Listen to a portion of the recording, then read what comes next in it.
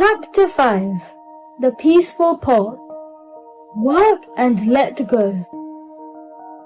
Arjun asked in a quiet way, should I work or walk away?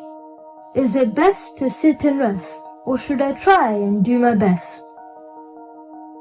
Krishna spoke in a calm, kind tone, both are good, you're not alone.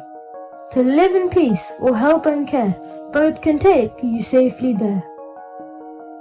But when you act and seek no prize, no need for praise or worldly ties, you'll find peace that's deep and wide, like one who walks with God inside.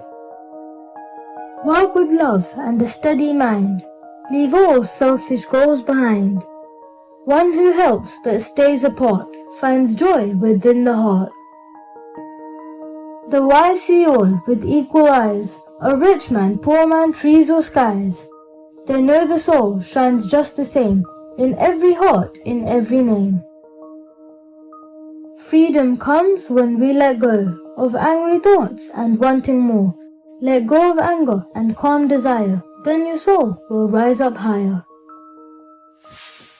Don't forget to like my video and subscribe to stay updated.